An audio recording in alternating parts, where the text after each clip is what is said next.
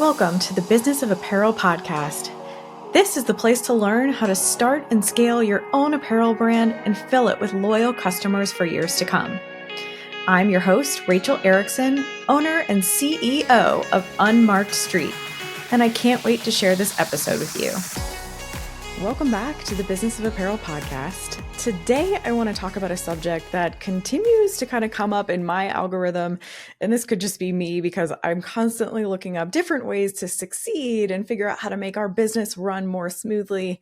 But something that I just keep seeing over and over and over again is the generational wealth gap in understanding or in feeling like what you need to succeed. So what do I mean by that? What does Gen Z think versus Gen Y, which is millennials, Gen X, and baby boomers? What do those four groups basically think that they need to be able to succeed in life right now? And granted, the last couple of years have been tough years, especially with inflation being a little bit higher than normal.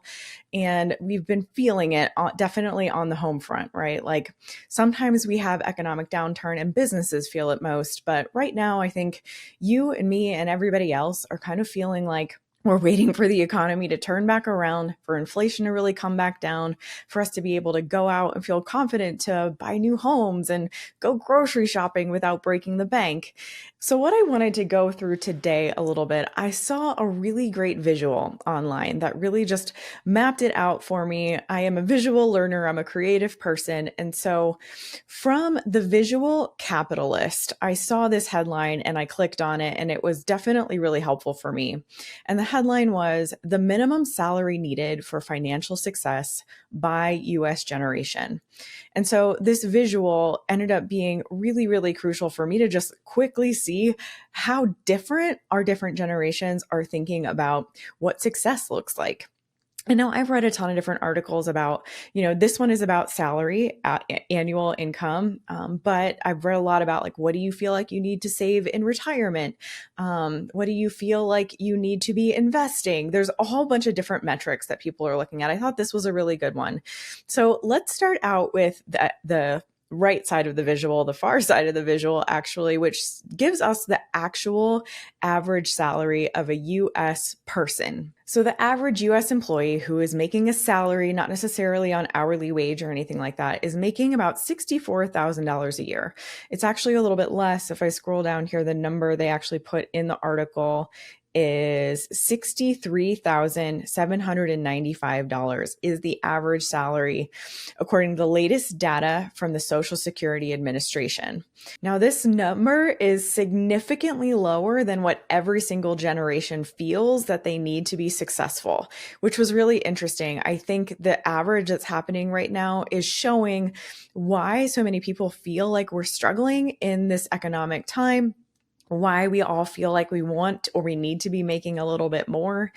And I also then want to just kind of walk you through what each of the different generations then feels like we need to be successful. So baby boomers who were born from 1946 to 1964 feel like they need to be making $100,000 a year to be successful. And, everybody defines success differently. We've talked about this a lot on the podcast in the past, but when this survey went out, whatever anybody's definition mentally about success was, that was the number that came from the baby boomer generation. They also did a supplemental survey, and it says that baby boomers also believe that minimum net worth needs to be around $1 million to feel successful. And so net worth comes down to all of your assets minus all of your liabilities. So if you own a home, if you own a business, if you own stocks, if you own money in your 401k or in an IRA, all of that adds up to your net worth. And then you subtract your debt from that. So even though you might own that home, you may have a mortgage on it. And so you end up having to subtract what you still owe on your mortgage. Or if you own a great car, you can add that to your assets, but you still have to then subtract what you own on maybe your car loan. And so you want to take all of the things that you own, add them all up together, all of the money that you have in all of your different accounts, and then subtract the debt that you still owe. So that includes credit card debt. Again, that includes your mortgage, any car loans, any other kinds of loans that you have. And that comes out to your net worth. So again, baby boomers feel like $100,000 a year in salary is what they need to be making. And they want their net worth to be around $1 million. So of everything that they own, that includes the equity that they own in their home, to be around $1 million. Next, we move on to Gen X, which are people born between 1965 and 1980.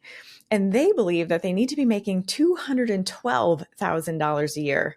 Now, remember, the actual average is $64,000 a year, and Gen X believes that they need to be making 212.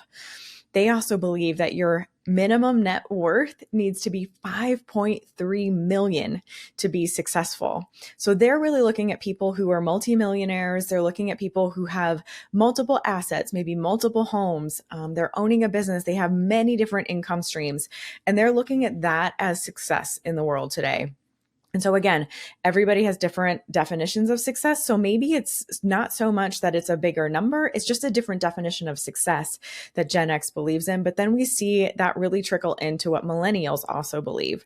So millennials who are born from 1981 to 1996 believe that they need to be making $181,000 a year. And their minimum net worth, they want to be at 5.6 million. So very, very close to that net worth number that Gen X believes. And you start to wonder if like Gen X and millennials have very similar definitions of success, because their numbers are pretty close together, where we're seeing boomers maybe be a little bit more realistic with what's actually happening in the world today. We're starting to see that Gen X and millennials really define success differently, and they want bigger numbers when it comes to their net worth or when it comes to their salary. Now, again, we're not seeing those numbers actually be close to the average. And when we move on to Gen Z, this is where things really kind of blow my mind. And I want to get into a little bit about how this applies to the apparel industry today. But Gen Z has been born from 1997 to 2012. When they were surveyed, they felt that the minimum annual salary that they needed was $588,000 a year. That's the definition of success that they see. And I think as I read more articles about this, it's really interesting because I think a lot of Gen Z sees influencers out there. They're really clinging to like what athletes and celebrities and billionaires who are influencing our politics, who are influencing our world on a daily basis. They're seeing that all the time by being on social media a lot more than any of our previous generations have ever done. And so you wonder, again, if it's not just necessarily that number, but it's the definition of success that's really changing.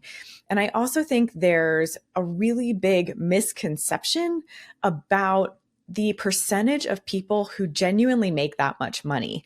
When we're looking at people who are constantly just talking about their success and they're millionaires and they're multimillionaires and I own $1 million company, and that's all you hear on social media, it's hard to define success as anything but that, right? You get it in your feed all the time. And so you think that that's normal. But I want you to know that that's, number one, not normal. The people who are becoming millionaires overnight, quote, overnight, actually took decades or more to get there. And the people who are making over $400,000 in their annual salary have also been in their careers for 20, 30, 40 years. They're like director level people. They're running companies. They're running teams. They're running teams at big billion-dollar companies. And so when you think about that as being a minimum annual salary, it's something that's a little bit far-fetched, I'm not going to lie. Like actually making a minimum annual salary of $588,000 is something that very, very few people do. I've had some insights into a lot of different billion-dollar companies. I've had some insights into some of the FANG companies. I have some friends and family and coworkers who have gone to the FANG companies, and FANG is Facebook, Apple, Amazon, Netflix, and Google, right? So those are the big ones that we're really paying attention to. They're the ones who are getting close to like trillion-dollar companies. And even inside those companies, your annual package, and when it includes like even their really, really healthy good stock inside of those packages, it doesn't even hit this $588,000 for most people. So I think there's a really big misconception. Gen Z also believes that to be successful, your net worth should be $9.5 million as a minimum. They almost want to see double what Gen X and millennials want to see. And so I think there's just a really interesting shift happening in the world right now with what Gen Z sees all the time and what they believe to be successful. I want to bring this back to the apparel world a little bit. We had the great pleasure back in the fall quarter to visit the CSU, the Colorado State University fashion design and merchandising class. They were getting ready to go out and start applying for internships. And we were able to do a little presentation for them, which we ended up calling From Classroom to Career, a Guide to Fashion Success. And part of that presentation was going through with them what those average industry salaries actually truly are, especially in our industry. And this is an average, this is a national average that we were able to do some research on and we were able to pull. And of course, you're going to find different places that will pay you more. You will also find places that will pay you less. I'll say here in Denver, in the Colorado area, we actually make less than the average, I believe, when it comes to fashion salaries here in the Denver and the Boulder area. So while this is actually a pretty expensive place to live these days, we're finding that housing costing is actually rivaling like Silicon Valley in California. The salaries in this area aren't even hitting the national average on a regular basis. Whereas if you're working in LA, San Francisco, or New York, you might actually be able to negotiate and find a higher salary. We also find weird little companies like Abercrombie and Fitch. Full-fledged, they admit that it's hard to get people to come move to Columbus, Ohio. And so in order to do that, they actually offer really great salaries. And so there are some companies like that who understand that enticing people to come move to their areas is key in being able to give them a really good package. So I wanted to go through with you today just what these average industry salaries are that we did some research on so that you know what a realistic number looks like. And so if you are part of that Gen Z and you feel like you need to be making over $500,000 a year, I unfortunately am going to tell you that you've got a little ways to go. And I also want to encourage you not to get frustrated with this process, because starting at an assistant level, starting as an intern, starting at these lower numbers that I'm about to go through is how all of us started. And if you're just going to keep getting frustrated and quitting that you're not moving the needle fast enough on getting a raise or getting the promotions that you want so that you're hitting those bigger numbers in your salary, you are just going to burn out really fast and you're never going to get your career momentum started. You have to start at these lower numbers and eventually know that they will grow. Over time, your salary will grow. You will get into bigger numbers. I don't know if you'll ever make over $500,000 a year or $600,000 a year. I'll say that even if you start your own company or start your own brand, you yourself as the CEO won't be bringing home that much money until you're making millions in your company. And so there's a very big misconception there too. I think a lot of brand owners go out and they want to make a lot of money to bring home for their family and find out that it could take 10 years before they even give themselves a single paycheck. And so there is a big skewed bit of information that's out in the world about that as well. And so I just want you to know that it's about persistence. It's also about applying yourself and proving to your managers, proving to your leadership team that you can and that you should be promoted. It's up to you to prove that you're capable of being in the next role. So for you to be able to do that, you need to be a good employee. You need to realize that it's not just the work that you do. It's not the quality of work that you do, but it's also the way that you work. It's the way that you deliver that work. It's the way that you work with your team. It's the way that you work with others. It's the way that you respond to your manager and to leadership. That's also really, really key. You should also understand that it is going to be up to you to continue your own education and learning in this industry. We do not mandate continued education in the fashion industry. I actually think it's a way that this industry continues to keep us all competitive. And sometimes I wonder if it's a way that this industry continues to kind of keep us down, because the industries that do require you to do continued education, like think about the healthcare industry. If you're a nurse, if you're a pharmacist, if you're a doctor, you have to continually go back and get your license. You have to continually renew that license by educating yourself, taking classes every several years or every year. I'm not sure all of the different rules about it. but it requires you to continue your learning in the healthcare industry so that you can be the best of the best, and so that your license is always in the best standing possible. I dabbled a little bit in learning real estate over the last couple of years, and real estate agents are required every 4 years to renew their license. And so that's something else. Real estate agents and the real estate community all want to cheer each other on to be making the most money possible. They want to see each other succeed. There's something really special about that industry. And so I really believe that that's why they require everybody to continue their education and continue their learning on a constant basis, because it allows them to grow. It allows them to figure out how to make more money all the time. The fashion industry doesn't require that. And I think it's because there's sometimes this notion that people, look, I've been told this throughout my career. Sometimes people and leadership and management want you to just sit at your desk and do a single job really well over and over and over again, year after year after year. And they'll even tell you that it's not their job to help you grow. I've been told that by HR departments before. As I was quitting and leaving a job for a management role, I was told, well, it wasn't our job to help you grow. So if you want to grow, I totally understand why you're leaving. And if that is the mentality of our industry in any way, you have to make it a priority for yourself to figure out how to go out and educate yourself, learn more about this industry all the time so that you can prove that you deserve the raises and promotions that you want. Unfortunately, at the end of the day, none of us deserve anything. We all have to work for it. And your manager and your leadership team are never going to feel like you've done enough to deserve or earn it unless you can prove it. So that is one of the reasons why we're talking a lot about education here at the Business of Apparel in 2025. We are going to be trying to educate and get information out to as many people as possible this year. If you're interested in being one of those people and taking the steps that you need to take so that you can argue for raises and promotions and make sure that as you get out into the industry, you're getting closer to those numbers that you see as success as you can.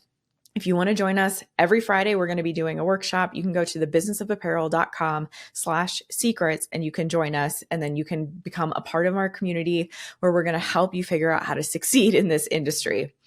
Now, I had promised that I was going to go through these average industry salaries for you. So here we go. The average industry salary in the fashion industry for an intern is the minimum wage per state. Now, some internships are completely unpaid. I've been told before by different schools, different programs, as long as you maybe buy them coffee every once in a while or give them a gift card at the end of their internship somewhere, that's enough payment that we require. And now me as a business owner and me as a past intern in a different life, I really valued the fact that I was always a paid intern and I did always make minimum wage. Now, very few internships are actually going to pay you a lot more than minimum wage, but know that that's pretty generous, actually. If a company is going to be offering you an hourly rate, they're going to be paying you. I mean, if they're going to be offering you an hourly rate, they have to be paying you minimum wage. If they're not, there's some argument there. But you also need to find out if your internship program is requiring people to pay you or not. And it could be that you're not going to get paid at all. So that's why that ends up being the average. As an assistant, so once you graduate from fashion design school or fashion merchandising school and you go out into the world, you are an assistant, you're an entry-level employee, your average annual salary is going to be around $48,000 a year. Now, I will tell you that when I started my career 20 years ago, I was making $45,000 a year because I went to Abercrombie & Fitch, who was paying really, really good salaries to all of its employees. So I want to just kind of throw that out there that that's exactly where I started. And I was making quite a bit more money. I was making into the 200,000s as a senior director of our apparel team when I left corporate. So over time, that does definitely grow, but it takes a while to get there. So it took me about 15 years to get to that point where I was making that much money. It took me a while to even get to the point where I was making six figures in my career. But then it does kind of get exponential from there because those little raises, those little promotions that you get, the percentages that they're going to offer you are actually going to be bigger money because the percentage on big money is bigger money. And so when you think about it that way, you kind of want to start at these lower numbers. You want to prove yourself fast so that you could start getting those numbers to go up and up and up. So once you're done being an assistant and you can prove that you're ready to go to the associate level, your average annual salary actually goes up to $60,000 a year. And then when you're mid-level, so We call it like if you're a designer, let's say you're a creative designer or you're a technical designer, you would be an assistant technical designer, then you would be an associate technical designer, and then you would just be a technical designer. You wouldn't have like that superfluous word at the beginning of your title. So as a technical designer or as a designer, so at mid-level, that's what we call that, you'd be around $80,000 a year. So you're still under that six-figure mark, but you're starting to finally make a name for yourself. You're no longer an assistant or an associate. You don't feel like a junior level employee, but you're still kind of trying to reach toward that. And so even as a mid-level employee, you need to continue applying yourself. This is where you really want to be learning about the rest of the industry around you. You want to understand what other roles are happening around you. You want to understand, if you're a designer, you want to understand what your product manager is doing, how they do it, and why they do it so that you can become a better designer and become a better teammate. Those are the kinds of things that are going to get you noticed for raises and promotions. Once you get to senior level, you're going to be finally making over six figures. The national average for a senior level, so like a senior level designer or a senior technical designer, is around $155,000 a year. So now we're starting to see some bigger numbers. If you become a director, so you're directing everything, you're leading the entire department, that's where we start to see you go up to around $260,000 a year. So this is where we're starting to hit that Gen X number, the number that Gen X felt like was about right to be successful. Once you get to the director level, and again, this is probably going to be a couple decades into your career, if not more.